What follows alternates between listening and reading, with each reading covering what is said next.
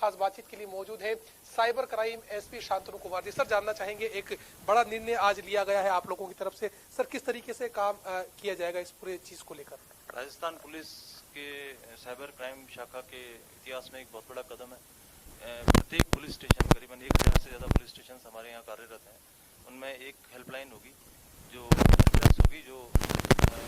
Cyber crime से अपराध पीड़ित victim है उनकी मदद करेगी। उसमें एक हेड कांस्टेबल जो भी ड्यूटी पे होगा उसको डायरेक्टली वहाँ से भी अप्रोच कर सकते हैं। ऐसे समस्त कांस्टेबल जो साइबर हेल्प डेस्क पे लगे हुए हैं उनकी लिस्ट यहाँ पर हमारे साइबर कंट्रोल रूम में रहेगी और हम उनको टाइम पे ट्रेनिंग भी देते रहेंगे और उनसे कोऑर्डिनेट करके बात भी करते रहेंगे।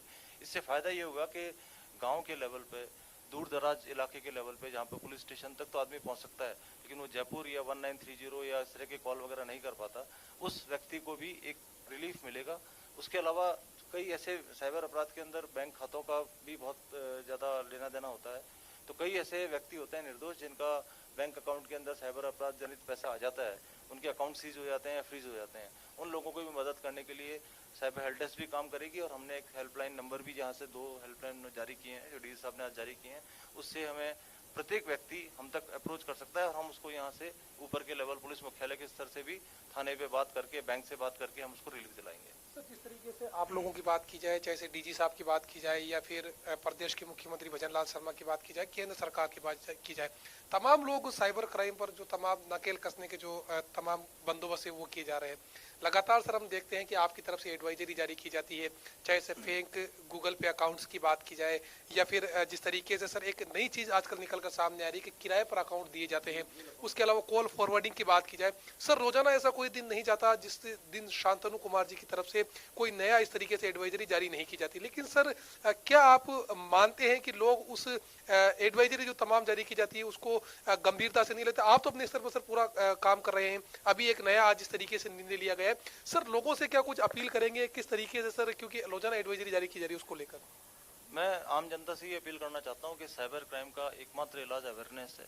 अवेयरनेस के लिए हम लोग इलेक्ट्रॉनिक मीडिया, प्रिंट मीडिया और हम अपने जो पुलिस थाने के जो ग्रुप्स हैं जिसमें CLG है, मोहल्ला लेवल की जो कमेटियां हैं, हमारे ग्राम रक्षक हैं, हमारी सुरक्षा सखियां हैं, हमारे कॉलेज के जो मित्र हैं, उन लोगों का भी हम इस्तेमाल कर रहे हैं और सोशल मीडिया का इस्तेमाल, जितने भी हमारे पुलिस के व्हाट्सएप ग्रुप बने हुए हैं उसके थ्रू भी हम ये सूचनाएं भेजते हैं और ऑलमोस्ट रोजाना हम एक नए प्रोस्पेक्टिव यानी फ्यूचर में किए जाने वाले साइबर क्राइम को प्रिडिक्ट करते हुए हम पहले भेजते हैं ताकि लोग इससे सावधान रहें।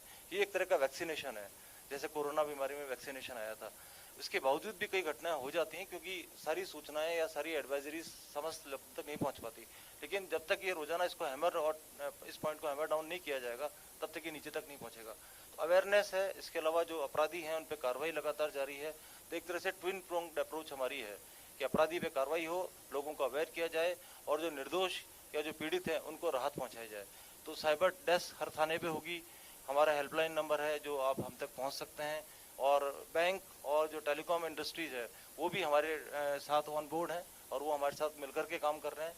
तो ये तीनों चीज़ों मिलकर के ही हम साइबर अपराध से लड़ सकते हैं। सर, अभी हाल ही की बात की जाए तो एक बड़ी कार्रवाई का खुलासा आप लोगों की तरफ से किया गया था, जिसके तहत जयपुर के एक बुजुर्ग को डिजिटल अरेस्ट का जो खौफ दिखाकर तकरीबन कहीं 23 से 25 लाख रुपए भी ट्रांसफर किया गया। बाकायदा पूरे मामले को लेकर सर आपकी टीम ने काफी अच्छी काम की। सर, उस मामले के अंदर जानना चाहेंगे कुछ डेवलप हुआ है या अभी तक जो आरोपी पकड़े गए थे वही आरोपी है? सर, तकरीबन 3 करोड़ रुपए से ज्यादा लोगों से वो अब तक ठग चुके हैं, उनसे सर पूछताछ में क्या कुछ खुलासे हुए हैं और जो डिजिटल अरेस्ट है उसको लेकर सर आप लोगों से क्या अपील करेंगे? वो डिजिटल अरेस्ट का केस बहुत अच्छा था। इसमें एक बैंक मैनेजर जो ICICI बैंक मैनेजर थे मिस्टर अंकित जैन, उन्होंने बहुत ही अवेयरनेस और अलर्टनेस दिखाई।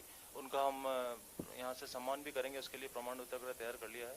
उसके अलावा उसमें हमने करीबन हमारे यहाँ पर जो मुकदमा दर्ज है उसमें 5 अपराधियों को हमने अरेस्ट किया है।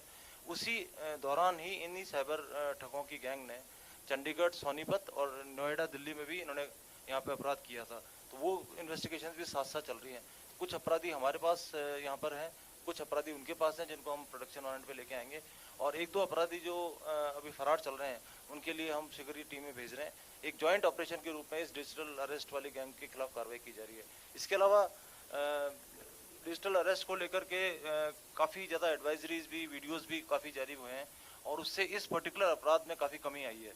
इसी प्रकार इन्वेस्टमेंट स्कैम्स हैं, उसके लिए हम पेट्रोलिंग कर रहे हैं। जितने भी सोशल मीडिया ऐप्स हैं टेलीग्राम है, व्हाट्सएप है या सिग्नल है, इस तरह पे हम पेट्रोलिंग करके भी हम अलर्ट करते रहते हैं और टेलीफोन प्रोवाइडर, सर्विस प्रोवाइडर से बात करके उनको टेक डाउन भी कराते रहते हैं जो सस्पिशियस साइट्स हैं।